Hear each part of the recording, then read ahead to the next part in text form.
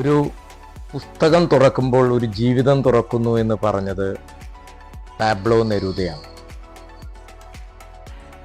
The colour of the poor is red എന്ന ആദ്യ അക്ഷരം കുറിച്ചുകൊണ്ട് ആരംഭിക്കുന്ന സി ഗണേഷിൻ്റെ ബംഗ എന്ന നോവൽ ഒരു ജീവിതമല്ല, വർത്തമാന ഇന്ത്യയുടെ നേർചിത്രം തന്നെ വരച്ചിടാനാണ് ശ്രമിക്കുന്നത്. ഒരു കൃതിയെ എങ്ങനെ വായിക്കണം എന്നതിനെക്കുറിച്ച് വ്യത്യസ്ത ഭാഷ്യങ്ങളുണ്ട്. ഗ്രന്ഥകർത്താവിനോടൊപ്പം വായനക്കാർ നടത്തുന്ന പുനർസൃഷ്ടിയാണ് വായന എന്നാണ് സാർത്തറിന്റെ അഭിപ്രായം.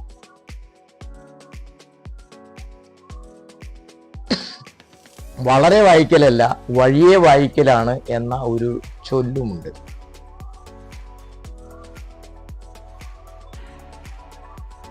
വായ്പോർ കുതകുന്ന യുക്തി പലതും ചൂണ്ടിക്കൊടുക്കും വൃഥ എന്നും പറയുന്നുണ്ട്. വായിക്കുന്നതിന് അവനവൻ്റെ യുക്തിക്ക് അനുസരിച്ച് അതിനെ വ്യാഖ്യാനിക്കുന്ന രീതി ഉണ്ട് എന്നും പറയുന്നുണ്ട്.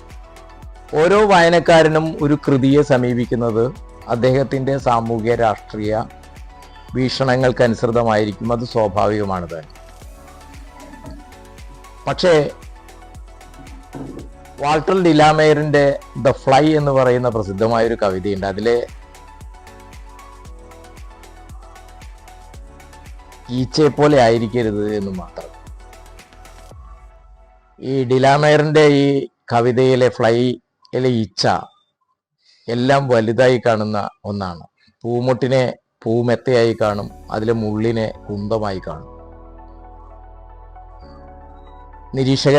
നിരൂപകരായാലും വിമർശകരായാലും വായനക്കാരനായാലും ആസ്വാദകരായാലും സ്വാഭാവികമായി ഉള്ളതിനെ ഉള്ളതായി കാണാൻ പരിശ്രമിക്കുക എന്നുള്ളതാണ് ഒരു വായനയെ സത്യസന്ധമാക്കി മാറ്റുക എന്നാണ് എൻ്റെ പക്ഷം.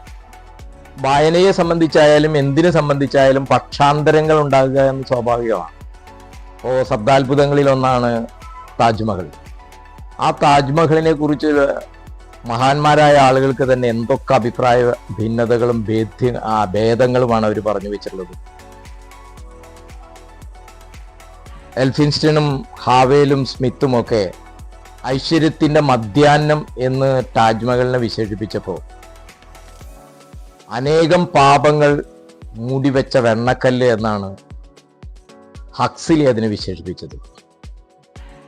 ധൂർത്തെന്നാണ് ഗാന്ധിജി വിശേഷിപ്പിച്ചത്. പക്ഷേ ടാഗോർ ലവേഴ്സ് ഗിഫ്റ്റ് എന്നാണ് വിശേഷിപ്പിച്ചത്. ഏറ്റവും പ്രസിദ്ധനായ ഹിന്ദി കവി സഹീർ ലുധിയാൻവി ഒരു സഹൻഷാ ഒരു മഹല് പണിത് പാവങ്ങളുടെ മുഹബത്തിനെ പരിഹസിച്ചു എന്നാണ് പരിതപിച്ചത്. അപ്പൊ സ്വാഭാവികമായി ഇത്തരത്തിലുള്ള കവിതയായാലും കഥയായാലും നോവലായാലും ചിത്രകലയാണെങ്കിലും ഏതിനെയും സ്വന്തം ആസ്വാദനത്തിന്റെ മാനങ്ങൾ അനുസരിച്ച് ആളുകൾ വിലയിരുത്തുക എന്നുള്ളത് സ്വാഭാവികമാണ്.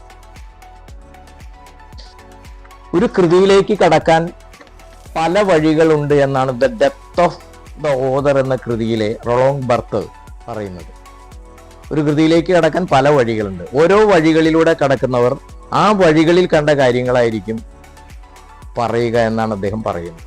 അതിൽ ശരിയുണ്ട് താനും. കാരണം നമ്മുടെ ഭാവനയ്ക്ക്, നമ്മുടെ അനുഭവങ്ങൾക്ക്, നാം വായിച്ചറിഞ്ഞതും അനുഭവിച്ചു അറിഞ്ഞതുമായ കാര്യങ്ങൾ, അല്ലെങ്കിൽ നമുക്ക് സങ്കല്പിക്കാൻ കഴിയാവുന്ന ലോകം, ഇതൊക്കെ സ്വാഭാവികമായി ചിത്രീകരിക്കുമ്പോൾ ആ കാര്യങ്ങൾ വന്നു ചേരുക എന്നുള്ളത് വരാം.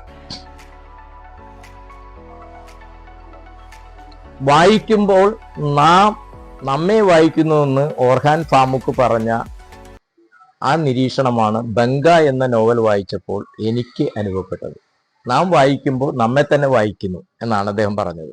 ആ അനുഭവം ഈ കൃതി വായിച്ചപ്പോൾ എനിക്കുണ്ടായി.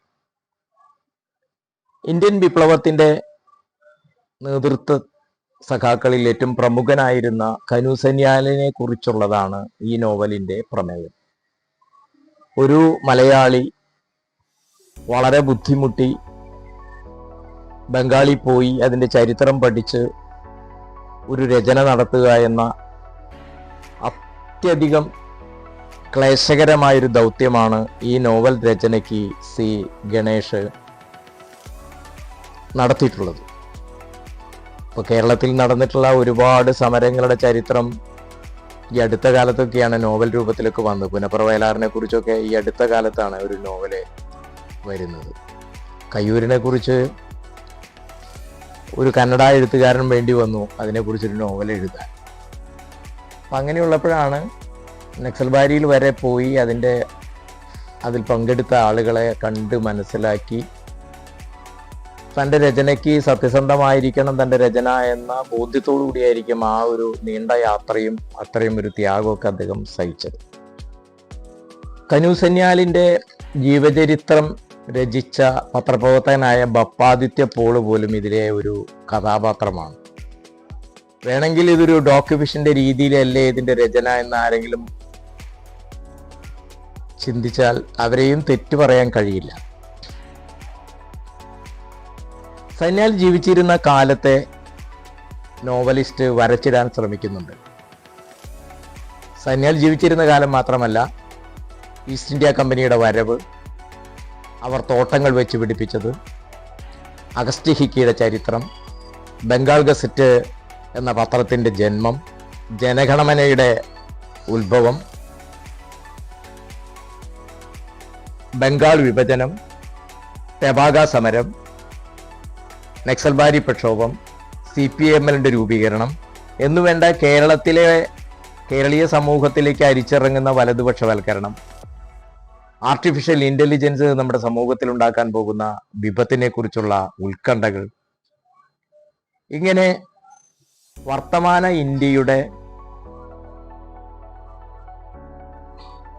നേർചിത്രം വരച്ചിടുകയാണ്. സിംഗൂറും നന്ദിഗ്രാമിനും ശേഷമുള്ള ബംഗാളിന്റെ നിറം മാറ്റം, ഇതെല്ലാം തന്നെ ഈ നോവലിൽ പരാമർശ വിധേയമായി മാറുന്നുണ്ട്. അപ്പൊ പരമ്പരാഗത നോവലിന്റെ ഘടനയിൽ നിന്ന് വ്യതിചലിച്ചു പോകുന്നില്ലേ എന്ന് വേണമെങ്കിൽ ആർക്കെങ്കിലും സംശയിക്കാം. പക്ഷേ നോവൽ രചനയിൽ പുതിയ പുതിയ പരീക്ഷണങ്ങൾ നടന്നുകൊണ്ടിരിക്കുന്ന കാലഘട്ടമാണ്. പരമ്പരാഗതമായ രീതി തന്നെ പിന്തുടരണം എന്ന് പറയുന്നതിൽ അർത്ഥമില്ല എന്നാണ് ഞാൻ കരുതുന്നത്. ഒരു നല്ല എഴുത്തുകാരൻ കൃതിയെ രൂപപ്പെടുത്തിയതും കൃതിയിൽ അന്തർഭവിച്ചിരിക്കുന്നതുമായ കാലത്തിന്റെ ഒഴുക്കുകളെ രേഖപ്പെടുത്തും. അതാണ് ഒരു നല്ല എഴുത്തുകാരന്റെ ലക്ഷണം എന്ന് റിച്ചാർഡ് യഹാർട്ടിന്റെ ഒരു നിരീക്ഷണമുണ്ട്. ബംഗ എന്ന് പറയുന്ന നോവൽ ഈ നിരീക്ഷണം അക്ഷരം പ്രതി ശരിവെച്ചിട്ടുണ്ട് എന്നാണ് ഞാൻ മേൽ സൂചിപ്പിച്ച കാര്യങ്ങൾ പറയുന്നത്.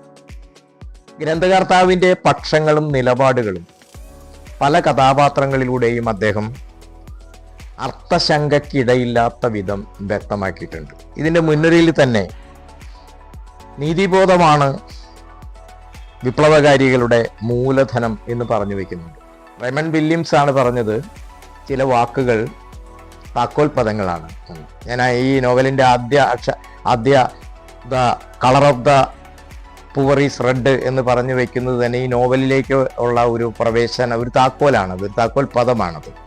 പിന്നീട് അദ്ദേഹം പല ഭാഗത്തും തൻ്റേതായ നിരീക്ഷണങ്ങൾ, താൻ എന്താണ് പറയാൻ ഉദ്ദേശിക്കുന്നതെന്ന് പല കഥാപാത്രങ്ങളിലൂടെയും അദ്ദേഹം പറഞ്ഞു വെക്കുന്നുണ്ട്. അതിലൊന്നാണ് നീതിബോധമാണ് അവരുടെ മൂലധനം എന്ന് പറയുന്നത്.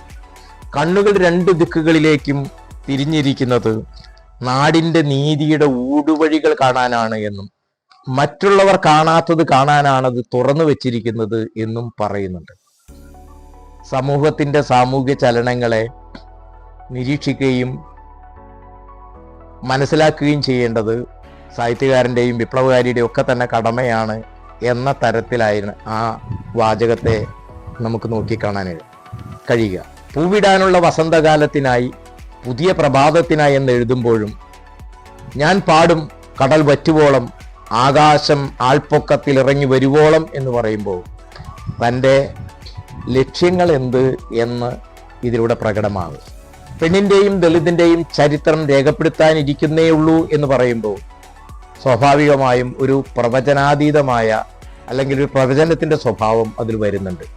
ഇന്ത്യൻ സമൂഹത്തിൽ ഇത്തരത്തിലുള്ള അവഗണിക്കപ്പെട്ട, പാർശ്വവൽക്കരിക്കപ്പെട്ട, തിരസ്കരിക്കപ്പെട്ട സമൂഹത്തിൻ്റെ ശബ്ദങ്ങളൊക്കെ തന്നെ, അത് ദളിതിൻ്റെ ആയാലും ആദിവാസിയുടെ ആയാലും സ്ത്രീകളുടെ ആയാലും ഒക്കെ തന്നെ ശബ്ദങ്ങൾ ഉയർന്നു കേൾക്കുന്ന ഒരു വർത്തമാനകാലത്താണ് നമ്മൾ ജീവിക്കുന്നത്. അതുകൊണ്ട് തന്നെ ഇതൊക്കെ ചരിത്രം എഴുതാനേ ഇരിക്കുന്നുള്ളൂ എന്ന് പറയുന്നത് ഒരു പ്രവചന സ്വഭാവമുണ്ട്. വരാൻ പോകുന്ന ഇന്ത്യ ദർശിക്കാൻ പോകുന്ന കാര്യങ്ങൾ കൂടിയാണ് അത്. ചരിത്രത്തിന്റെ ചാരുകസേരയിൽ വെറുതെ ഇരിക്കലല്ല, പറയേണ്ടത് പറഞ്ഞു പോവുകയാണ് വേണ്ടത് എന്നും ഗ്രന്ഥകർത്താവ് നോവലിസ്റ്റ് കർക്കശമായ രൂപത്തിൽ പറയുന്നുണ്ട്. വെട്ടിത്തിരുത്തേണ്ട ചരിത്രം വെട്ടിത്തിരുത്തി മുന്നേറലാണ് വിപ്ലവ പ്രവർത്തനമെന്നും അദ്ദേഹം സൂചിപ്പിച്ചു വയ്ക്കുന്നുണ്ട്. രാഹിത്യത്തിന്റെ എതിർവാക്കാണ് സാഹിത്യം എന്ന് പറയുന്നതോടുകൂടി സാഹിത്യത്തെ സംബന്ധിച്ചുള്ള തൻ്റെ നിലപാടും അർത്ഥശങ്കയ്ക്കിടയില്ലാത്ത വിധം സി ഗണേഷ് വ്യക്തമാക്കുന്നുണ്ട്. JNUവിലെ വിദ്യാർത്ഥി കലാപവും ആസാദി എന്ന് പറയുന്ന പാട്ട് ഇന്ത്യയിൽ മുഴുവൻ ഉണ്ടാക്കിയ ഓളവും, ബ്ലോഗർ മുഹമ്മദ് ബിലാന്റെ കൊലയും, സുമതിയുടെ കൂട്ടബലാത്സംഗവുമെല്ലാം വരച്ചിടുമ്പോൾ വർത്തമാന ഇന്ത്യയെ തന്നെയാണ് അദ്ദേഹം വരച്ചു കാണിക്കുന്നത്. നരവംശ ജീവിയുടെ അടിസ്ഥാനം ഗോത്രപരതയാണെന്നും അത് സ്വന്തം ഗോത്രങ്ങളെ രൂപീകരിച്ച് സ്വന്തം ഗ്രൂപ്പിൽ ആമോദം കണ്ടെത്തുന്നു എന്ന് എഴുതുമ്പോൾ നാം ഇപ്പോൾ കാണുന്നത് ഇന്ത്യ രാജ്യത്ത് വളർന്നു വരുന്ന ഈ ഗോത്രപരതയും ഒക്കെ തന്നെയാണ്. മനുഷ്യനെ, സമൂഹത്തെ ഒന്നായി കാണുന്നതിന് പകരം വെള്ളം കടക്കാത്ത അറകളിലാക്കി തിരിക്കുന്ന ഒരു പ്രവണത ലോകത്ത് മുഴുവൻ ഉണ്ട്, നമ്മുടെ രാജ്യത്തുണ്ട്. ഫാസിസ്റ്റുകൾ എവിടെയൊക്കെ അധികാരത്തിൽ വന്നു ആ രാജ്യങ്ങളിലൊക്കെ തന്നെ ഈ പ്രവണത നമുക്ക് കാണാം. ഇൻപുട്ട് ഔട്ട്പുട്ട്, അവർ, നമ്മൾ, നീ, ഞാൻ എന്നിങ്ങനെ ഉള്ള അപരത്വം നിർമ്മിച്ചു കൊണ്ടിരിക്കുകയും അതിനനുസരിച്ച് അപരന്മാരായ മനുഷ്യരെ വേട്ടയാടുകയും ചെയ്യുന്ന വർത്തമാന ഇന്ത്യയുടെ ചരിത്രവും ലോകത്തിന്റെ ചരിത്രമൊക്കെ തന്നെ നമുക്ക് ദൃശ്യമാണത്. പട്ടിണി, ഇന്ത്യ രാജ്യത്തിന്റെ പട്ടിണിയെക്കുറിച്ച്, തേയിലയുടെ ചരിത്രത്തെക്കുറിച്ച് ഒക്കെ തന്നെ വരച്ചിരുന്നു. തേയിലയുടെ ചരിത്രം തനുസന്യാലിന്റെ ചരിത്രവുമായി അഭേദ്യമായി ബന്ധപ്പെട്ട് കിടക്കുകയാണ്. മെയ് 25-ന് 67, മെയ് 69, മെയ് നക്സൽ ബാരി പ്രക്ഷോഭം നടക്കുന്ന മെയ് 25-ന് മുൻപാണ് 16 ദിവസം നീണ്ടു നിന്ന ഡാർജിലിംഗ് ജില്ലയിലെ തേയിലത്തോട്ടം തൊഴിലാളികളെ പണിമുടക്ക് നടക്കുന്നതും ഒരു വെടിവെപ്പിൽ ഒരാളെ രക്തസാക്ഷിയാവുകയൊക്കെ ചെയ്യുന്നു. ആ തോട്ടം തൊഴിലാളികളുടെ ചരിത്രവും അതിൻ്റെ പണിമുടക്കും ജീവിതവും ഒക്കെ തന്നെ. ഇപ്പോൾ തോട്ടം തൊഴിലാളികൾ പറയുന്നുണ്ട്, കനൂദ വന്നാൽ ഞങ്ങൾക്ക് കൂലി കൂടുതൽ വാങ്ങിച്ചു തരും, അദ്ദേഹത്തെ കാത്തിരിക്കുകയാണെന്നൊക്കെ പറയുന്ന ഈ നോവലിൽ പറഞ്ഞു പോകുന്ന ചില കാര്യങ്ങളൊക്കെ തന്നെ ആ തോട്ടവുമായി ബന്ധപ്പെട്ടുകൊണ്ട് കൂടി അതിൻ്റെ പ്രശ്നമുണ്ട്. അമ്മ ഞങ്ങളുടെ ദീദിയെ കൊന്നു എന്ന് ഒരു കൊച്ചു കുഞ്ഞ് തൻ്റെ അയൽവാസികളോട് വിളിച്ചു പറയുമ്പോൾ അയൽവാസികളുടെ മുഖത്തുള്ള നിസ്സംഗത, കാരണം അവർക്ക് അതൊരു പുതിയ കഥയല്ല. പരുത്തിക്കുരു മൂക്കിൽ വെച്ച് കുഞ്ഞുങ്ങളെ കൊന്നു കളയുന്നതിനെ കുറിച്ച് നോവലിൽ പരാമർശിക്കുന്നുണ്ട്. ഉത്തരേന്ത്യയിൽ പരുത്തിക്കുരു വെച്ചാണ് കുഞ്ഞുങ്ങളെ കൊല്ലുന്നതെങ്കിൽ നമ്മുടെ തൊട്ടടുത്ത തമിഴ്നാട്ടിലൊക്കെ തന്നെ ഈ അടുത്ത കാലം വരെ നെന്മണി മൂക്കിൽ ജനിക്കുമ്പോൾ തന്നെ മൂക്കിലിട്ടാണ്. അത് പെൺകുഞ്ഞുങ്ങളെ ആയിരുന്നു എന്ന് മാത്രം, പെൺകുഞ്ഞുങ്ങളെയാണ് കൊന്നുകളയുക. ഇവിടെ ഉത്തരേന്ത്യയിൽ ഇപ്പോൾ ഈ നോവലിൽ പറയുന്ന പെൺകുഞ്ഞ് ആൺകുഞ്ഞൊന്നും വ്യത്യാസമില്ലാതെ തന്നെ, കാരണം കൂടുതൽ കുഞ്ഞുങ്ങളുണ്ടായാൽ അവരെ പോറ്റി വളർത്താൻ അസാധ്യമാണ് എന്നുള്ളത് കൊണ്ട് തന്നെ ജന്മസമയത്ത് തന്നെ കൊന്നുകളയുന്ന ഒരു രീതിയെക്കുറിച്ചാണ്. അതേപോലെ പ്രായമായ ആളുകളെ അവരെ പോറ്റാൻ കഴിയാത്ത നിസ്സഹായാവസ്ഥയിൽ നിന്ന്, അവരോടുള്ള വിരോധം കൊണ്ടോ പ്രശ്നങ്ങളെ കൊണ്ടൊന്നുമല്ല.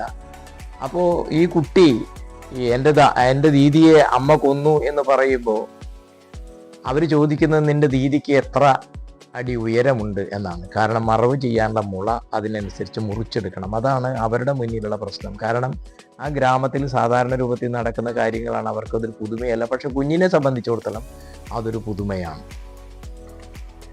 1922 പുറത്തിറങ്ങിയ ഇൻഇക്വാലിറ്റി റിപ്പോർട്ടിൽ ഇന്ത്യ 1921 കാലത്തുണ്ടായിരുന്ന അസമത്വത്തിന് തുല്യമാണ് നമ്മുടെ നാട് എന്നാണ് കണക്കുദ്ധരിച്ചുകൊണ്ട് പറയുന്നത്.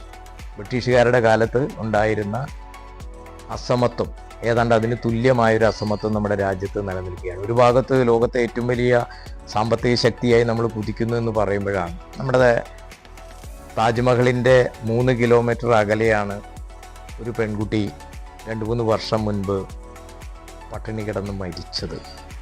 ചെറിയ വാർത്തയൊക്കെ പത്രങ്ങളിൽ വന്നു കഴിഞ്ഞു. അപ്പോൾ അതിനു മുൻപ് അതിൻ്റെ സഹോദരിയും ആ പ്രദേശത്ത് തന്നെ പട്ടിണി കിടന്ന് മരിച്ചിരുന്നു. സുവർണലത എന്ന മറ്റുമാണ് ആ കുട്ടിയുടെ പേരായിരുന്നത്. അപ്പോൾ ഇത് പേരൊക്കെ വളരെ മനോഹരമായിരിക്കുമ്പോൾ തന്നെ പട്ടിണി എന്ന് പറയുന്നത്. അതുകൊണ്ടാണ് ഇന്ത്യ ശിലായുഗവും ശൂന്യാകാശവും കൈകോർത്ത് നിൽക്കുന്ന വിചിത്ര ദേശമാണ് ഇന്ത്യ എന്ന് പറയേണ്ടി വരുന്നത്. കാരണം സ്പേസ് ഷട്ടിലുകളും ഒക്കെ തന്നെ നമുക്ക് ചന്ദ്രനിലേക്കും ചൊവ്വ പരിവേഷണത്തിനും ഒക്കെ തന്നെ നമ്മൾ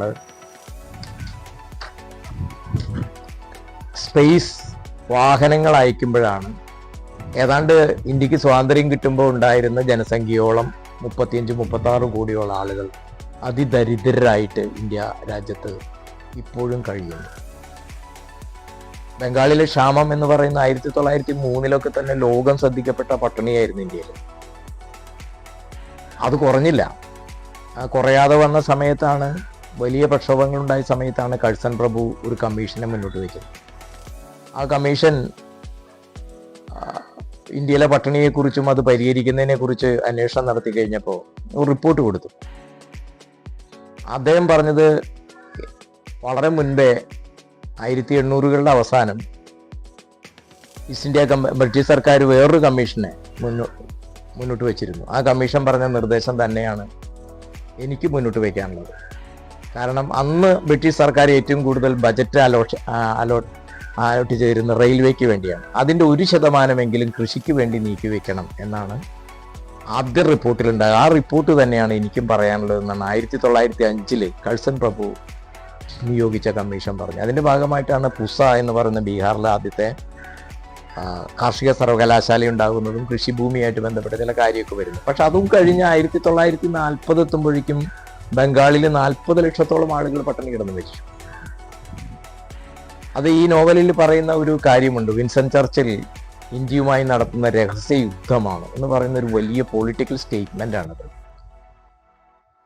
40 മാത്രം 40 ലക്ഷം ആളുകൾ. നമ്മുടെ അമ്പലപ്പുഴ ചേർത്തല താലൂക്കിൽ 10,000-കണക്കിന് ആളുകളാണ് പട്ടിണി കിടന്ന് മരിച്ചത്. ആ സമയത്താണ് കൃഷ്ണപിള്ള ആളോഹരി റേഷന് വേണ്ടിയുള്ള വലിയ പ്രക്ഷോഭം തിരുവിതാംകൂറിൽ നടത്തുന്നത്. അപ്പൊ ഇത് വിൻസൻ ചർച്ചിൽ ഇന്ത്യയുമായി നടത്തുന്ന രഹസ്യ യുദ്ധം എന്ന നോവലിസ്റ്റ് ഈ പട്ടിണി മരണങ്ങളെ രേഖപ്പെടുത്തി വയ്ക്കുമ്പോൾ അതൊരു വലിയ, അത് അന്നത്തെ കാലത്ത് മാത്രമല്ല വർത്തമാന ഇന്ത്യക്കും യോജിച്ച ഒരു കാര്യമാണ് എന്നുള്ളതാണ്. ഇപ്പോൾ പട്ടിണി സൂചികയിൽ ഇന്ത്യയുടെ ഗ്രാഫ് ഇങ്ങനെ നിരന്തരം ഇങ്ങനെ താന്നുകൊണ്ടിരിക്കുകയാണ്. സമ്പന്നർ അതിവേഗം ശക്തിപ്പെട്ടുകൊണ്ടിരിക്കുകയാണ്. ദരിദ്രന്റെ ചെന്നടുപ്പൂതിക്കെടുത്തി കവർന്നെടുത്തുണ്ണുന്നു ശക്തൻ ദരിദ്രന്റെ ചോറ്റിനെ എന്ന് വിജയലക്ഷ്മി ഈ അടുത്ത കാലത്ത് ഒരു കവിത എഴുതും. അതായത് പട്ടിണി എന്ന് പറയുന്നത് 40കളിലും 30കളിലും ഉണ്ടായ ഒന്നല്ല എന്നാണ് ഈ അടുത്ത കാലത്ത് നമ്മുടെ മലയാളത്തിലെ പ്രിയപ്പെട്ട കവയിത്രി എഴുതിയ ഒരു കവിതയിലെ വരിയാണിത്.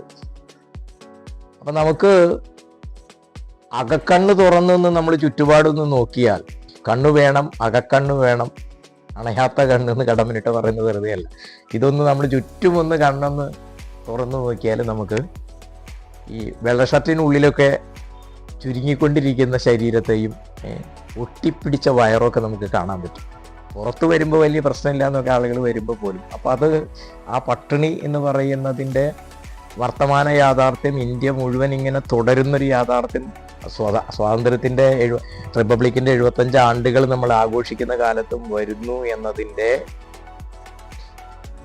നഗ്നമായ ചില ചിത്രങ്ങൾ നമുക്കിതിലൂടെ വായിച്ചെടുക്കാൻ പറ്റും. മറ്റൊന്ന് തേയിലയുടെ ചരിത്രമാണ് പറയുന്നത്. ഞാൻ ആദ്യം പറഞ്ഞതുപോലെ തേയിലയുടെ ചരിത്രം നക്സൽബാരി പ്രക്ഷോഭവുമായിട്ടും കനുസൈൻലാലിന്റെ ജീവിതവുമായിട്ടും അഭേദ്യമായി ബന്ധപ്പെട്ട് കിടക്കുന്ന ഒന്നാണ്. പ്രദീപ് ബറുവ എന്ന് പറയുന്ന തേയിലയുടെ ചരിത്രം എഴുതിയിട്ടുള്ള ഒരു എഴുത്തുകാരൻ പറഞ്ഞത് ഏതാണ്ട് തേയിലയ്ക്ക് 5000 വർഷത്തെ എങ്കിലും ഒരു ചരിത്രമുണ്ട് എന്നാണ് പ്രദീപ് ബറുവ അതിന്റെ ചരിത്രം രേഖപ്പെടുത്തിക്കൊണ്ട് പറയുന്നത്. ചൈനയുടെ ഒരു ചക്രവർത്തിക്ക് വേണ്ടി കുളിക്കാൻ വെച്ച വെള്ളത്തിൽ ഒരു ഇല പറന്നു വീണു. ആ ഇല പറന്നു വീണ് ആ വെള്ളത്തിന്റെ നിറം മാറ്റി കഴിഞ്ഞപ്പോൾ പരിചാരകരാകെ പരിഭ്രമിച്ചു. അവർ മാറിയുന്നു, തല പോവും എന്ന് വിചാരിച്ചവർ മാറിയുന്നത്. പക്ഷേ ആ വെള്ളത്തിൽ നിന്നൊരു സുഗന്ധം വരുന്നത് കണ്ട് ചക്രവർത്തിക്ക് കൗതുകം തോന്നുകയും ആ കൗതുകമാണ് ലോകം മുഴുവൻ കീഴടക്കിയ ഒരു ചായ എന്ന പാനീയത്തിന്റെ ഉത്ഭവം എന്നാണ് പറയുന്നത്. ഈ ചായയ്ക്ക് വേണ്ടി പിന്നെ യൂറോപ്പിലെ സമ്പത്ത് മുഴുവൻ ചൈനയിലേക്ക് ഒഴുകാൻ തുടങ്ങി. ഇത് കാതറിൻ എന്ന് പറയുന്ന ബ്രിട്ടീഷ് രാജ്ഞി ആണ് യൂറോപ്പിൽ ഈ ചായ പരിചയപ്പെടുത്തുന്നത്. ചായ പരിചയപ്പെടുത്തിയോടുകൂടി തന്നെ ചായയ്ക്ക് വേണ്ടി യൂറോപ്പിൻ്റെ സമ്പത്ത് മുഴുവൻ ചൈനയിലേക്ക് ഒഴുകാൻ തുടങ്ങി. അപ്പോൾ ഇതിൻ്റെ രഹസ്യം എങ്ങനെയെങ്കിലും കണ്ടെത്തണം എന്ന് പറയുന്ന അന്വേഷണം ഈസ്റ്റ് ഇന്ത്യ കമ്പനി തുടങ്ങി. ഈസ്റ്റ് ഇന്ത്യ കമ്പനി ഇന്ത്യയിൽ റോബർട്ട് ഫോർച്യൂൺ എന്ന് പറയുന്ന ഒരു സ്കോട്ടിഷ് സസ്യശാസ്ത്രജ്ഞനെയാണ് ഈ ചൈനക്കാരുടെ ഈ രഹസ്യം പിടിച്ചെടുക്കാൻ വേണ്ടി നിയോഗിക്കുന്നത്.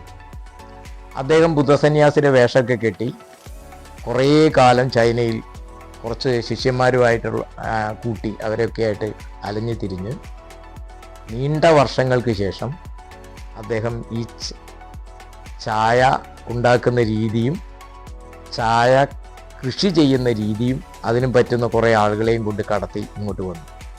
അങ്ങനെ ഇങ്ങോട്ട് ഇന്ത്യയിലേക്ക് വന്ന് തേയില കൃഷി ആരംഭിക്കുന്നത് അങ്ങനെയാണ്. തേയില കൃഷി വ്യാപകമായ രൂപത്തിൽ ആരംഭിക്കുന്നു. തേയില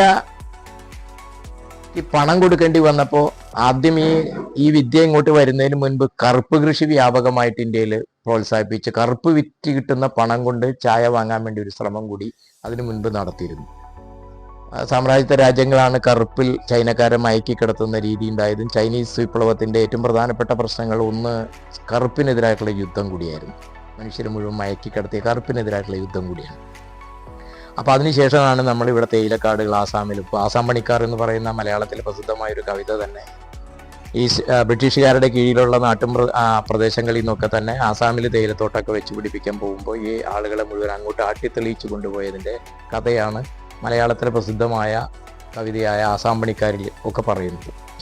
പ്രവാസം മലയാളിയുടെ DNA ഉള്ളതുപോലെ തന്നെ ഇന്ത്യ ഇപ്പോൾ ഗൾഫിലായിരുന്നെങ്കിൽ ലോകത്തെവിടെയും അവർ പോകുന്ന ഒരു രീതി ഉണ്ടായിരുന്നു. ആസാം പണിക്കാർ അവരുടെ ദുരിതവും ദുഃഖവുമാണ് ആ കഥയിൽ പറയുന്നത്. അപ്പോൾ ഈ തോട്ടം തൊഴിലാളികളെ സംബന്ധിച്ചുള്ള 18-20 മണിക്കൂറായിരുന്നു ജോലി. യാതൊരു വിധത്തിലുള്ള ആനുകൂല്യങ്ങൾ ഉണ്ടായിരുന്നില്ല. മൃഗതുല്യമായിരുന്നു അവരുടെ ജീവിതം. അടിമത്തമായിരുന്നു പ്രധാനപ്പെട്ട പ്രശ്നം. ഒരു ഭാഗത്ത് ഫ്യൂഡൽ അടിമത്തും മറുഭാഗത്ത് കൊളോണിയൽ അടിമത്തും, ഇത് രണ്ടും കൂടിയുള്ള എല്ലാ ജീവിതത്തിൻ്റെ ജീവിതം എന്ന് നഷ്ടപ്പെട്ടുകൊണ്ടിരുന്ന ആളുകളെയാണ് ട്രേഡ് യൂണിയൻ തരത്തിലൊക്കെ സംഘടിപ്പിക്കുന്നു. ഡാർജിലിംഗ് ജില്ലയിലെ തേയിലം തോട്ട തൊഴിലാളികളെയൊക്കെ സംഘടിപ്പിക്കുന്നതിൽ പ്രമുഖ പങ്കുവഹിച്ച ആളുകൾ കമ്മ്യൂണിസ്റ്റ് നേതാക്കൾ ഒരാളായിരുന്നു സഖാവ് കനുസന്യാൽ.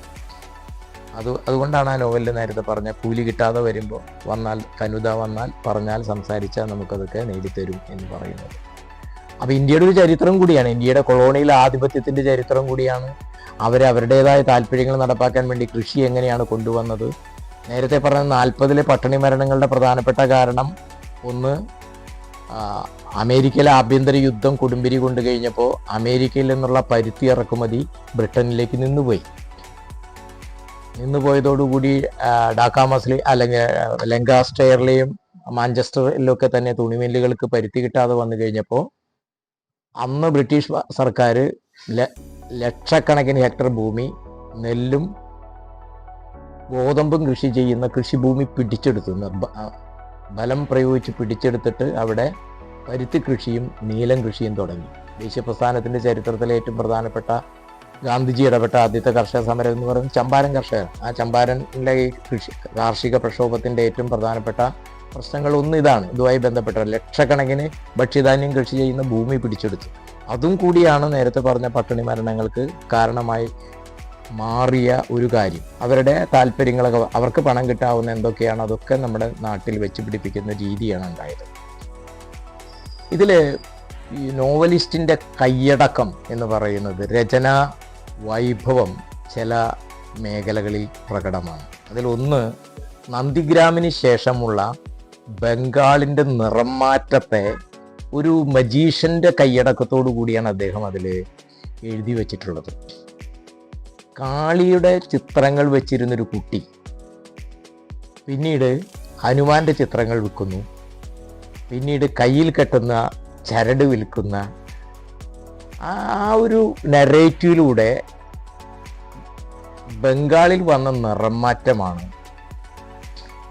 പ്രകടമായി പറയുന്നു. അധികം വരികളൊന്നുമില്ല, പക്ഷെ നമുക്ക് ഈ കാളിയുടെ ചിത്രം വിറ്റ്, പിന്നെ ഹനുമാന്റെ ചിത്രവും രാമന്റെ ചിത്രവും വിറ്റ്, അതിനുശേഷം ചരട് വിൽക്കുന്നു. ഇപ്പൊ ലാഭം അതാണെന്നാണ് ആ കുട്ടി പറയുന്നത്.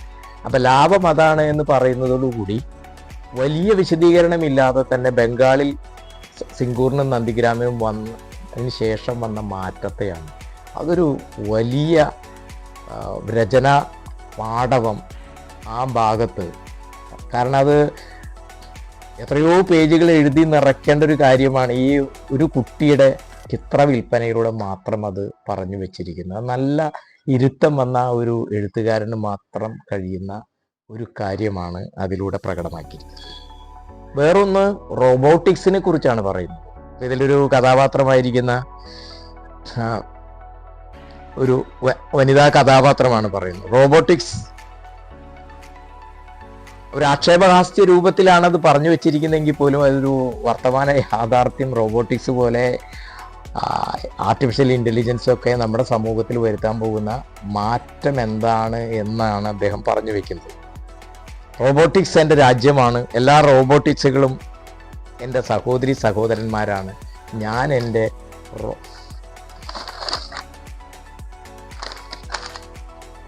റോബോട്ടിക്സിനെ സ്നേഹിക്കുന്നു എന്നാണ് അദീനയെ കൊണ്ട് പറയിപ്പിക്കുന്നത്. 1920 കരൺ പെക്കിൻ്റെ ഹൂ ആർ ഹൂ എന്ന് പറയുന്ന ഒരു നാടകത്തിലാണ് ഈ വാക്ക് ആദ്യമായി ലോകഭാഷയിൽ തന്നെ പ്രത്യക്ഷപ്പെടുന്നത്. അതിനുശേഷം ഫിലിപ്പ് കേർ എന്ന് പറയുന്ന ഒരു ബ്രിട്ടീഷ് എഴുത്തുകാരനാണ്. അദ്ദേഹം ഗിബ്രി റോൺ എന്ന് പറയുന്ന ഒരു നോവലിൽ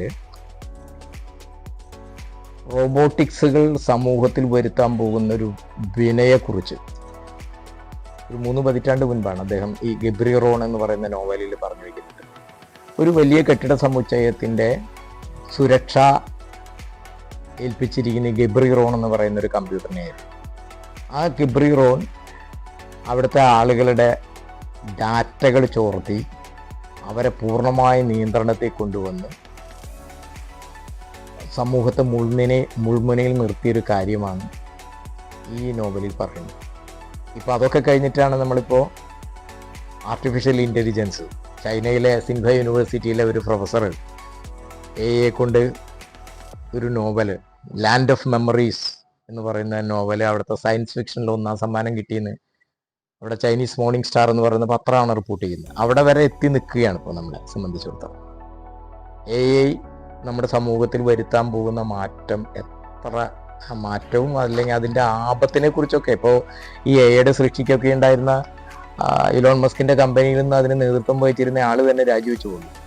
ഇതുണ്ടാക്കാൻ പോകുന്ന മനുഷ്യന് ഇപ്പോൾ ഡൈനാമിക്സ് ആദ്യം കണ്ടുപിടിയ നോബൽ സമ്മാനം കിട്ടിയ ആൾ തന്നെ അതുപോലെ എത്രയോ ശാസ്ത്രജ്ഞന്മാർ പല കണ്ടുപിടുത്തത്തിൻ്റെയും ആദ്യ ഉപജ്ഞാതാക്കൾ തന്നെ അതിൻ്റെ അപകടം മനസ്സിലാക്കി തിരിച്ചു വന്നു. ഇപ്പോൾ AI നമ്മുടെ സമൂഹത്തിൽ ഉണ്ടാക്കാൻ പോകുന്ന വിപത്ത് ചൂണ്ടിക്കാണിച്ചുകൊണ്ടാണ് ഗൂഗിളിൻ്റെ പ്രധാനപ്പെട്ട ആളുകളിൽ ഒരാളായ മുതലാളി തന്നെ ഇപ്പോൾ അതിൽ നിന്ന് റിസൈൻ ചെയ്ത് പുറത്തു വന്ന് അതിൻ്റെ ആപത്തിനെ കുറിച്ച് സംസാരിച്ചു കൊണ്ടിരിക്കുമ്പോഴാണ് ഈ നോവലിൽ ഇതുണ്ടാക്കാൻ പോകുന്ന വിഷയത്തെക്കുറിച്ച് സൂചിപ്പിച്ച് വെച്ചിരിക്കുന്നത്. ഇതിൻ്റെ ആപത്ത് നേട്ടമുണ്ട് എന്ന് പറയുമ്പോൾ തന്നെ ആ നേട്ടം ആർക്ക്? ഏത് ശാസ്ത്ര സാങ്കേതിക വിദ്യയും മനുഷ്യൻ്റെ ഏറ്റവും കൂടുതൽ ശാസ്ത്ര സാങ്കേതിക വിദ്യയുടെ വികാസമാകുമ്പോൾ മനുഷ്യൻ്റെ അധ്വാന ശേഷിയൊക്കെ കുറയാണ് വേണ്ടത്. പക്ഷേ 70 മണിക്കൂറും 90 മണിക്കൂറും ഇപ്പോൾ ജോലി ചെയ്യണമെന്നാണ് നമ്മുടെ പുതിയ സമ്പന്നന്മാരുടെ വലിയ ലാർസൻ ട്യൂബ്രയുടെ മേധാവിയും നാരായണമൂർത്തിയൊക്കെ പറയുന്നത്. 70 നാരായണമൂർത്തി പറഞ്ഞപ്പോൾ 90 മണിക്കൂർ എന്നാണ് ശ്രീനിവാസൻ പറയുന്നത്. മനുഷ്യന് 8 മണിക്കൂർ വിശ്രമമൊന്നും വേണ്ട എന്ന് പറയുന്ന രൂപത്തിലേക്ക് കാര്യങ്ങൾ എത്തി നിൽക്കുന്ന സമയത്താണ് AI ആയാലും റോബോട്ടിക്സ് ആണെങ്കിൽ പോലും മനുഷ്യൻ്റെ ജീവിതത്തിന് ഗുണകരമായി മാറേണ്ടത് മൂലധനത്തിൻ്റെ ലാഭക്കൊതിക്കൊപ്പം തന്നെ നിന്ന് പ്രവർത്തിക്കുന്ന ഒരു വസ്തുതയാണ് കാണുന്നത്. അതാണ് ഗിബ്രി റോൺ നമ്മുടെ സമൂഹത്തിൽ എന്തൊക്കെ അത് ഉണ്ടാക്കുമെന്ന് 3 പതിറ്റാണ്ട് മുൻപ് ആ നോവലിലൂടെ തന്നെ ചൂണ്ടിക്കാണിച്ച ഒരു കാര്യം.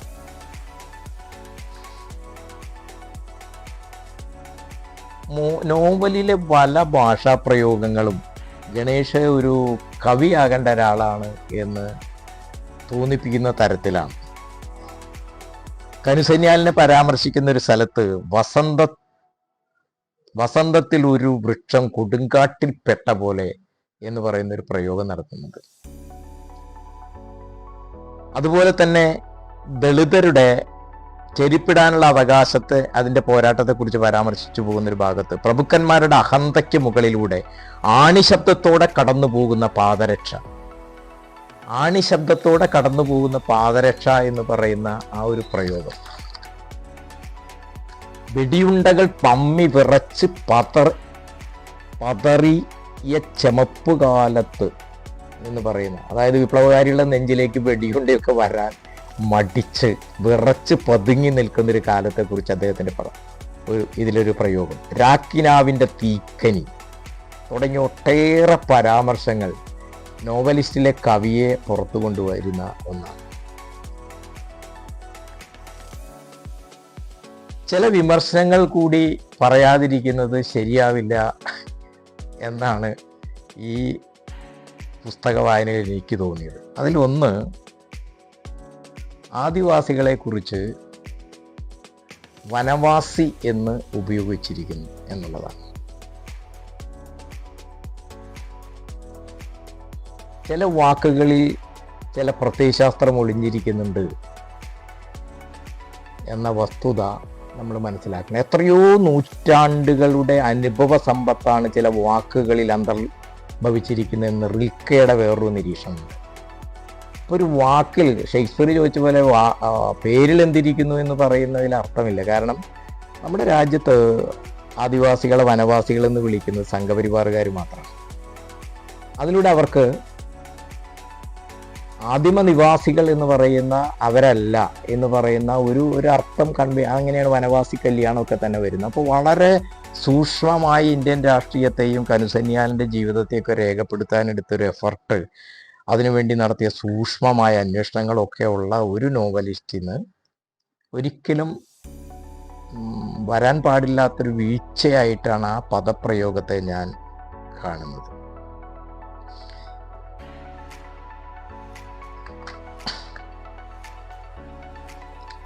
അതുപോലെ തന്നെ കനുസന്യാലിൻ്റെ ചില ഭാഗത്ത് പറയുന്നുണ്ട്, ചിലപ്പോൾ കനുദ അദ്ദേഹത്തിൻ്റെ കണ്ണിൽ ചാരുമജുംദാറിൻ്റെ കണ്ണിൽ കത്തി നിൽക്കുന്ന പ്രകാശത്തെക്കുറിച്ച് പറയുന്നു.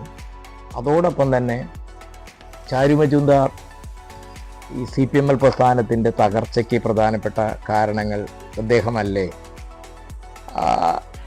ചാരുമജുംദാർ എല്ലാ പാർട്ടിയുടെ സെക്രട്ടറി ആയിരുന്നത് എങ്കിൽ CPMLൻ്റെ ചരിത്രം ഇങ്ങനെയാകുമായിരുന്നു എന്നൊക്കെയുള്ള ചില സന്ദേഹങ്ങൾ, അതിപ്പോൾ ഈ നോവലിൽ മാത്രമല്ല ഇന്ത്യ മുഴുവൻ തന്നെ പലതരത്തിൽ ഉയരുന്ന ഒരു ചോദ്യമാണ്.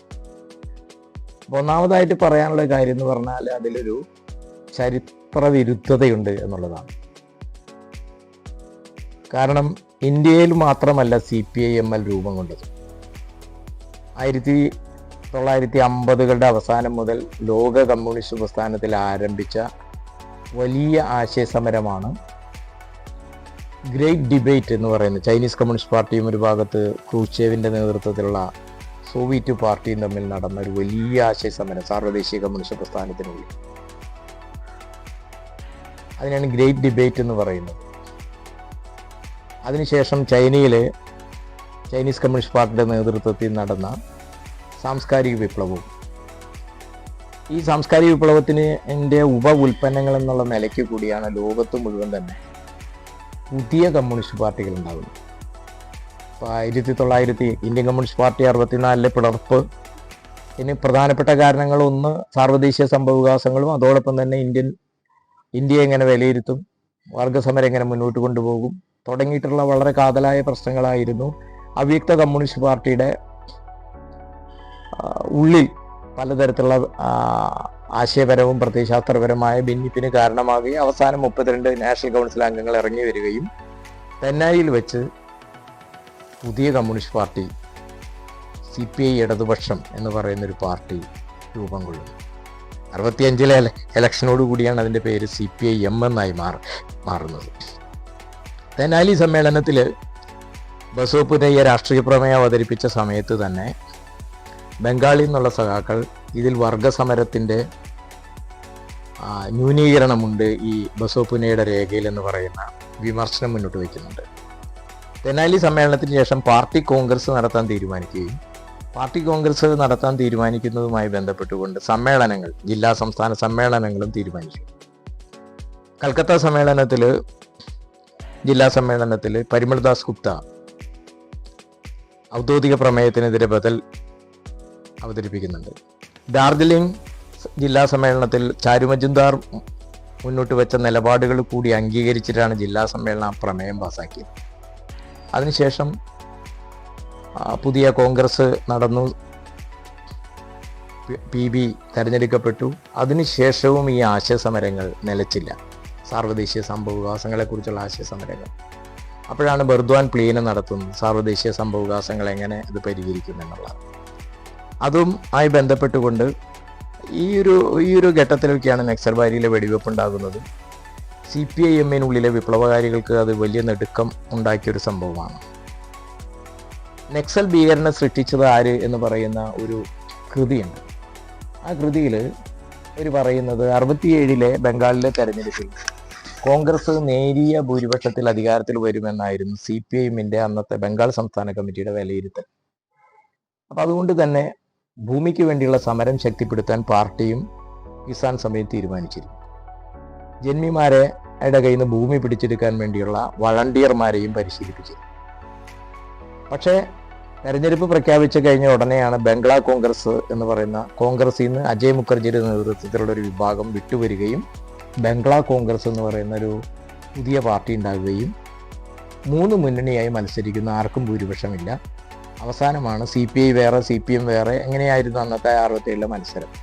3 മുന്നണിയായി മത്സരിച്ചവർ പിന്നെ ബംഗ്ലാ കോൺഗ്രസിൻ്റെ നേതൃത്വത്തിൽ അജയ് മുഖർജി മുഖ്യമന്ത്രിയും ജ്യോതി ബസു ഡെപ്യൂട്ടി മുഖ്യമന്ത്രിയും ഹരേകൃഷ്ണ ഗോന റവന്യൂ മന്ത്രിയൊക്കെ ആകുന്ന ഒരു മുന്നണി സംവിധാനം ബംഗാളിൽ നിലവിൽ വരും. അപ്പോൾ ഭൂമി പിടിച്ചെടുക്കാൻ വേണ്ടിയുള്ള സമരം ആരംഭിച്ച അതിനുവേണ്ടിയുള്ള തയ്യാറെടുപ്പുകളൊക്കെ മുൻപേ നടന്നിരുന്നു. വളണ്ടിയർ പരിശീലനങ്ങളും ജന്മിമാരുടെ കയ്യിൽ നിന്ന് ഭൂമി പിടിച്ചെടുക്കാൻ വേണ്ടി. അപ്പോൾ അധികാരത്തിൽ വന്നു കഴിഞ്ഞപ്പോഴാണ് ഈ ഭൂമിക്ക് വേണ്ടിയുള്ള സമരം തൽക്കാലം നിർത്തിവെക്കുക എന്ന ആവശ്യം ഈ ഡാർജിലിംഗ് ജില്ലയിലെ കർഷക സംഘവും പാർട്ടി ജില്ലാ കമ്മിറ്റിയും അംഗീകരിച്ചില്ല. കാരണം നമുക്ക് ഭൂമി കിട്ടിയിട്ടില്ല, നമ്മൾ അധികാരത്തിൽ വന്നു എന്നുള്ളത് കൊണ്ട് മാത്രമേ ഈ സമരം നിർത്താൻ പറ്റില്ല. ആ ഒരു പ്രശ്നമൊക്കെ നിലനിൽക്കുമ്പോഴാണ് ഈ വെടിവെപ്പ് ഉണ്ടാകുന്നതും. ആ വെടിവെപ്പ് ഉണ്ടാകുന്നതോടുകൂടി CPIM-നുള്ളിലെ വിപ്ലവകാരികളായിട്ടുള്ള ആളുകൾ കുറേയൊക്കെ പുറത്തു വന്ന് ചിലർ പാർട്ടിക്കുള്ളിൽ തന്നെ നിന്നു. അങ്ങനെ നിൽക്കുന്ന സമയത്താണ് ഒരു കോർഡിനേഷൻ കമ്മിറ്റി, അഖിലേന്ത്യാ വിപ്ലവകാരികളുടെ കോർഡിനേഷൻ കമ്മിറ്റി രൂപം കൊള്ളുന്നു. പിന്നീട് CPML രൂപം കൊള്ളുന്നു. ചാരു മജുംദാർ ജനറൽ സെക്രട്ടറി ആവുന്നു. അതിൻ്റെ പ്രഖ്യാപനം 70-ൽ കൽക്കത്ത മൈതാനത്തിൽ പ്രഖ്യാപിക്കുന്ന കൻസെനിയലാണ്. ഒരു 3ാമത്തെ വിപ്ലവ പാർട്ടി എന്ന രൂപത്തിൽ CPML രൂപം കൊണ്ടെങ്കിലും അധികം വൈകാതെ അത് ശിഥിലീകരണത്തിന് വിധേയമായി. ഇന്ത്യയിൽ ഇപ്പോൾ വിവിധ പ്രദേശങ്ങളിൽ വിവിധ ഗ്രൂപ്പുകളായിട്ട് അത് പ്രവർത്തിക്കുന്നുണ്ടെങ്കിൽ പോലും ഒരു ഏകീകൃത പാർട്ടി എന്ന രൂപത്തിലേക്ക് അതിന് പ്രവർത്തിക്കാൻ കഴിഞ്ഞില്ല. അത് ചാരു മജുംദാരുടെ കുഴപ്പമാണ് എന്നുള്ള രൂപത്തിലേക്ക് ന്യൂനീകരിക്കുകയാണ്. അത് ശരിയല്ല എന്നാണ് ഞാൻ ഈ പറഞ്ഞു വരുന്നതിൻ്റെ അർത്ഥം. കാരണം പാർട്ടി നക്സൽബാരിയും CPML-ന്റെ രൂപീകരണവും കാർഷിക വിപ്ലവത്തെ ഇന്ത്യൻ അജണ്ടയിലേക്ക് വീണ്ടും കൊണ്ടുവന്നു എന്ന് പറയുന്ന വളരെ ചരിത്ര പ്രാധാന്യമുള്ള ഒരു കാര്യം അതിനുണ്ട്. പക്ഷേ ചൈനീസ് കമ്മ്യൂണിസ്റ്റ് പാർട്ടിയുടെ 9ാം പാർട്ടി കോൺഗ്രസിൻ്റെ തെറ്റായ ഒരു വിലയിരുത്തൽ അന്ധമായി പിന്തുടർന്നു ഇന്ത്യയിലെ അല്ല, ലോകത്തെ മുഴുവൻ ML പാർട്ടികൾ. ലോകത്തുടൻ വിപ്ലവം നടക്കും, അതുകൊണ്ട് ലെനിനിസ്റ്റ് പാർട്ടി കൺസെപ്റ്റ് നമുക്ക് വേണ്ട. ലെനിനിസ്റ്റ് പാർട്ടി കൺസെപ്റ്റ് എന്ന് പറഞ്ഞാൽ വർഗങ്ങളാൽ പൊതിയപ്പെട്ട ഒരു പാർട്ടിയാണ് കമ്മ്യൂണിസ്റ്റ് പാർട്ടി. തൊഴിലാളികളെയും കർഷകരെയും സംഘടിപ്പിക്കുന്ന ഒരു പാർട്ടിയാണ്. അപ്പോൾ അതിനൊന്നും മെനക്കെടാതെ നമ്മൾ ഉടനെ കിട്ടിയ ആയുധം എടുത്ത് പോവുക, ഗ്രാമങ്ങൾ മോചിപ്പിച്ച് പട്ടണത്തെ വളയുക.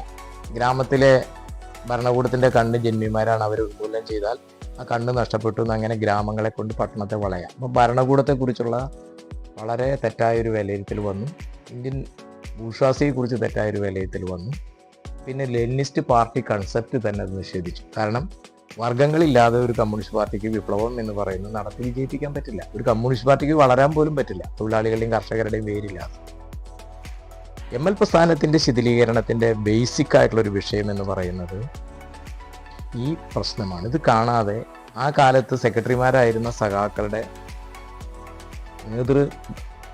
വൈഭവമില്ലായ്മയായിട്ട് വിലയിരുത്തി കാണുന്നത് നമ്മൾ വസ്തുതയെ തിരസ്കരിക്കുന്നതിന് തുല്യമാണ്. കാരണം ആ ഒരു നിലപാട് കനുസന്യാലായിരുന്നു അന്ന് സെക്രട്ടറി എങ്കിൽ പോലും ഈ നിലപാടാണ് പിന്തുടർന്നത്.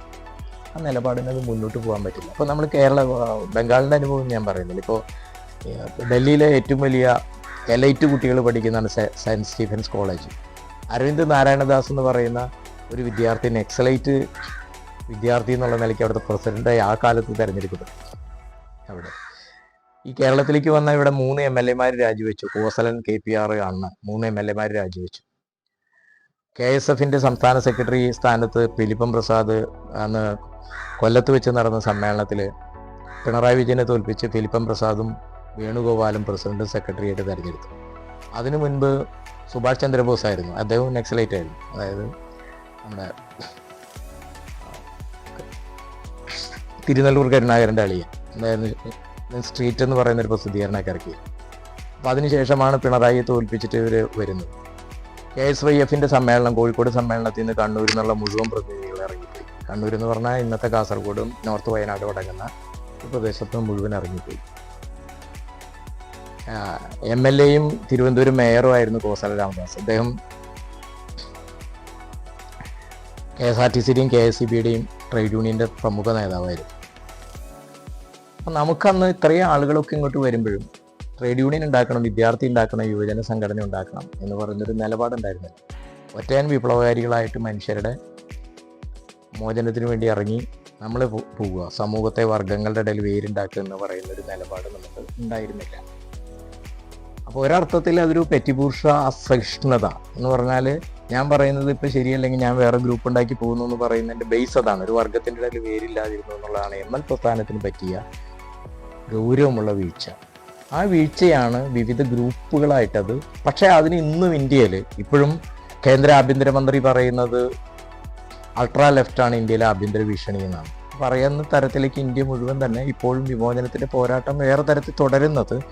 അതിനുള്ളിൽ ഒരു വിമോചനത്തെക്കുറിച്ചുള്ള അതിൻ്റെ വിത്ത്, ഇത് ദേശീയ പ്രസ്ഥാനത്തിൻ്റെ തുടർച്ച, ഇന്ത്യൻ അവ്യക്ത കമ്മ്യൂണിസ്റ്റ് പാർട്ടിയുടെ തുടർച്ച, അതുമായി ബന്ധപ്പെട്ട് അത് പോകുന്നത് കൊണ്ടാണ് ഇപ്പോഴും അതിനെ എത്ര ആയിരക്കണക്കിന് ആളുകൾ വെടിവെച്ചു കൊന്നാലും അതിങ്ങനെ മുന്നോട്ട് പോകുന്നത്. അതിൻ്റെ വിത്ത്, അതിൽ ഒരു വിമോചനത്തെക്കുറിച്ചുള്ള ഒരു സ്വപ്നം അതിൽ നിലനിൽക്കുന്നു എന്നുള്ളതാണ്. പക്ഷെ ഒരു ഏകീകൃത കമ്മ്യൂണിസ്റ്റ് പാർട്ടിയായിട്ട് വർഗസമരത്തെ നയിക്കാൻ കെൽപ്പുള്ള ഒരു പ്രസ്ഥാനമായിട്ട് അത് മാറാൻ കഴിയാതിരുന്നത് നേരത്തെ പറഞ്ഞ വർഗങ്ങൾക്കിടയിൽ വേരില്ലാതെ പോയതുകൊണ്ടാണ്. അപ്പോൾ അത് സെക്രട്ടറിയുടെ തകരാറാണ് എന്ന് പറയുന്ന ഒരു വിപ്ലവ പ്രസ്ഥാനത്തെ വിലയിരുത്തുന്നത് വളരെ വലിയ രാഷ്ട്രീയവും പ്രത്യയശാസ്ത്രപരമായി അതിന് സംഭവിച്ചിരുന്ന വ്യതിയാനങ്ങളെ തിരുത്തി കുറിക്കാൻ വേണ്ടിയാണ് പല ആളുകൾ, ഞങ്ങളെപ്പോലുള്ള ആളുകളൊക്കെ ഇപ്പോൾ ശ്രമിക്കുന്നത്. ഇപ്പോൾ കാർലൈൻ പറയുന്നൊരു കാര്യമുണ്ട്, അനുഭവം നല്ല ഗുരുവാണ്, പക്ഷെ അത് വളരെ കർക്കശമായാണ് പഠിപ്പിക്കുക. ആ കർക്കശമായ അനുഭവം ഉള്ള ആളുകളാണ് ഞങ്ങളെപ്പോലുള്ള ആളുകൾ.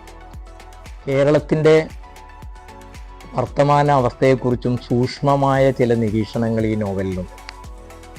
അദീനയും ഉമ്മിണിയും എന്ന് പറയുന്ന അധ്യായത്തിൽ കേരളത്തിൻ്റെ പൊതുമണ്ഡലത്തിൽ ഒരു പൂണൂല് മറഞ്ഞു കിടപ്പുണ്ട്. അത് അറുത്ത് കളഞ്ഞാലേ മലയാളി രക്ഷപ്പെടും. ആദ്യം പൊട്ടിച്ചെറിയേണ്ടത് മനോഭാവത്തിൻ്റെ പൂണൂലാണ്. ഈ നിരീക്ഷണം അക്ഷരം പ്രതി ശരിയാണ്. കേരളത്തിൽ ചെളിപ്പൂക്കൾ വരെ വിരിഞ്ഞു കഴിഞ്ഞിരിക്കുന്ന ഒരു സമയമാണ്. 1980കളിലാണ് ഡോക്ടർ TK രാമേന്ദ്രൻ കേരളത്തിലെ രാഷ്ട്രീയ ഇടതുപക്ഷം പ്രബലമാണ്, പക്ഷേ സാംസ്കാരിക ഇടതുപക്ഷം ദുർബലമാണ് എന്ന് പറയുന്ന ഒരു നിരീക്ഷണം നടത്തുന്നത്. അന്ന് പൊങ്കാല അടുപ്പുകൾ നമ്മുടെ തെരുവുകളിൽ ഇത്രമാത്രം പുക വമിപ്പിച്ചിരുന്നില്ല. ശ്രീകൃഷ്ണ ജയന്തികളിൽ ഇങ്ങനെ നമ്മുടെ തെരുവുകളെ കീഴടക്കിയിരുന്നില്ല. ഗണപതി ഉത്സവങ്ങളെക്കുറിച്ച് നമ്മൾ കേട്ടുകേൾവി പോലും ഇല്ലാത്തൊരു കാലമായിരുന്നു. കർക്കിടക മാസം അന്ന് നമുക്ക് കർക്കിടക മാസം തന്നെയായിരുന്നു, രാമായണ മാസമായിരുന്നില്ല.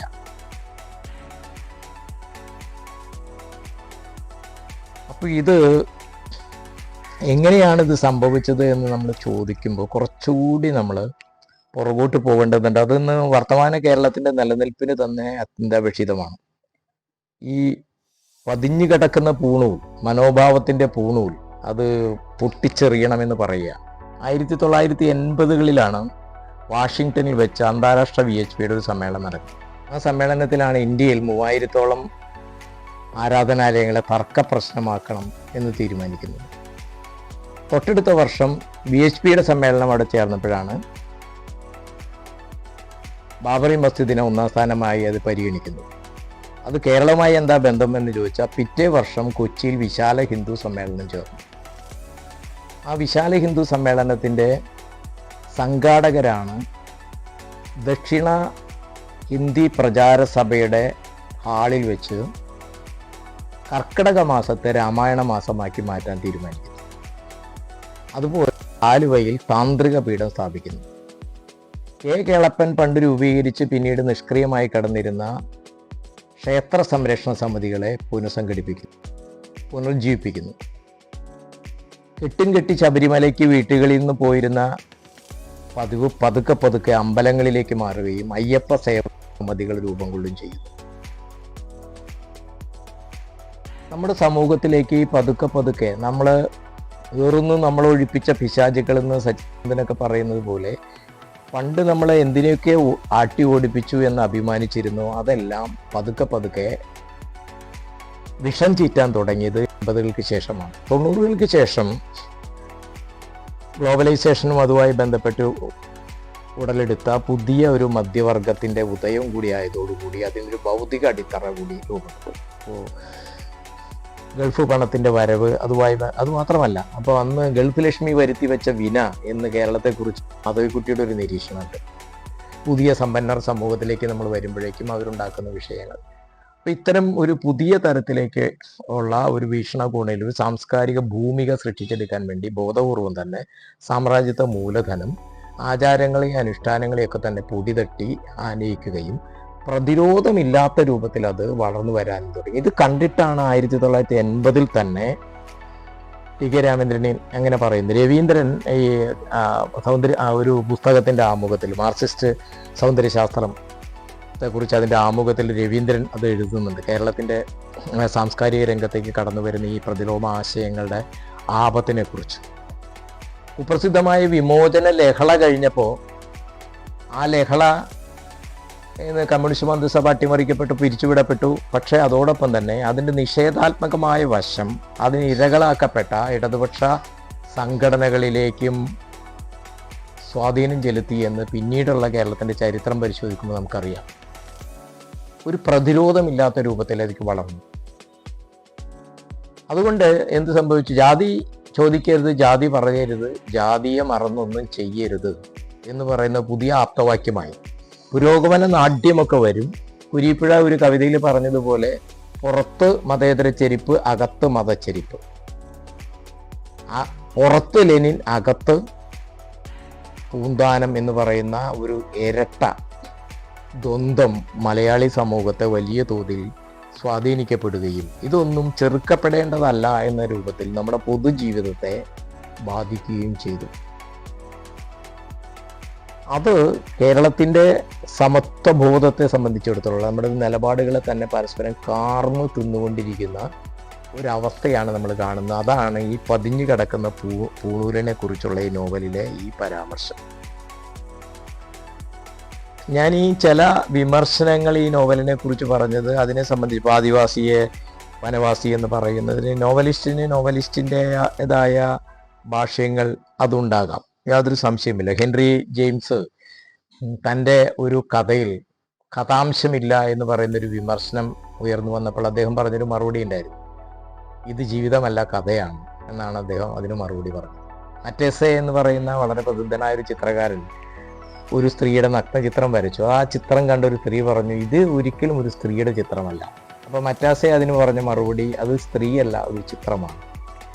അപ്പോൾ ചിത്രകാരന്മാർക്കും അതേപോലെ തന്നെ എഴുത്തുകാർക്കും ഒക്കെ തന്നെ അവരുടെ രചനകളെ, അവരുടെ സൃഷ്ടിയെ സംബന്ധിച്ചുള്ള അവരുടേതായ വീക്ഷണങ്ങൾ സ്വാഭാവികമായി ഉണ്ടാകും. പക്ഷേ വായനക്കാരൻ്റേതായിട്ടുള്ള ചില നിരീക്ഷണങ്ങൾ ഉണ്ടാകും. അതിലാണ് അതിൻ്റെ വളരെ പ്രസക്തമായ ചില കാര്യങ്ങൾ സൂചിപ്പിച്ചപ്പോൾ തന്നെ ഇത്തരത്തിൽ ചില വിമർശനങ്ങളും ഞാൻ ചൂണ്ടിക്കാണിച്ചത്. നോവലിനെ രണ്ടാം ജീവിതം എന്നും ഓർമ്മകളുടെ കല എന്നും വിശേഷിപ്പിക്കാറുണ്ട്. ജീവിക്കുന്നതിലല്ല, ഓർമ്മിക്കുന്നതിലാണ് ജീവിതം എന്നാണ് മറ്റൊരു നിരീക്ഷണം. മരിച്ചവരുടെ ജീവിതമൊക്കെ ജീവിക്കുന്നവരുടെ ഓർമ്മകളിലാണ് നിക്ഷേപിക്കപ്പെട്ടിരിക്കുന്നത്. ഇതൊരു ചിരന്തന തത്വമാണിത്. ആരൊക്കെ ഏതൊക്കെ തരത്തിൽ സാമൂഹ്യമായ മാറ്റങ്ങൾക്ക് എന്തൊക്കെ വന്നാലും അവരുടെയൊക്കെ ഓർമ്മ നിക്ഷേപിക്കപ്പെട്ടിരിക്കുന്നത് നമ്മൾ ജീവിച്ചിരിക്കുന്ന ആളുകളിലാണ്. അപ്പോൾ ഒരു വസന്തത്തിൻ്റെ ഇടിമുഴക്കം കേട്ട് ഇന്ത്യയിൽ വിമോചനത്തിന് വേണ്ടി ഇറങ്ങി പുറപ്പെട്ടിരുന്ന ഒരു മഹാവിപ്ലവകാരിയുടെ ജീവിതം ആലേഖനം ചെയ്യാനുള്ള ഒരു ശ്രമമാണ്. എൻ പി മുഹമ്മദ് നോവലിനെ കുറിച്ച് പറഞ്ഞത് കാറ്റിൻ്റെ വേഗതയെ ആലേഖനം ചെയ്യാനുള്ള മഹായജ്ഞം എന്നാണ് നോവലിനെ കുറിച്ച് പറഞ്ഞത്. അതേപോലെ ഒരു വിപ്ലവകാരിയുടെ ജീവിതമാണ് ബംഗ എന്ന നോവലിലൂടെ ശ്രീ ഗണേഷ് വരച്ചിടാൻ ശ്രമിച്ചത്. അതോടൊപ്പം തന്നെ വർത്തമാന ഇന്ത്യയുടെ ചരിത്രവും. അപ്പം അത് ചക്രവാളത്തിന് ഞാൻ പാടും ആകാശം ഭൂമി തലപ്പൊക്കത്തോളം വരുവോളം എന്ന് പറയുന്ന അദ്ദേഹത്തിൻ്റെ ആ ഇച്ഛാശക്തി ഉണ്ടല്ലോ, ആ ഇച്ഛാശക്തി തുടർന്നുള്ള അദ്ദേഹത്തിൻ്റെ രചനകളിലും ഉണ്ടാവട്ടെ എന്ന ഒരു ആശംസയാണ് ഈ സന്ദർഭത്തിൽ ഇതിനെക്കുറിച്ച് പറയാനുള്ളത്. ഞാൻ പാടും കടൽ വറ്റുവോളം ആകാശം ആൾപ്പൊക്കത്തോളം വരുവോളം എന്ന് പറയുന്ന ചരിത്രത്തെക്കുറിച്ച്, മനുഷ്യനെക്കുറിച്ച് ഒക്കെയുള്ള ആ ഇച്ഛാശക്തിയാണ് ഒരു എഴുത്തുകാരനെ സംബന്ധിച്ചിടത്തോളം തീർച്ചയായിട്ടും ഉണ്ടാകേണ്ടത്.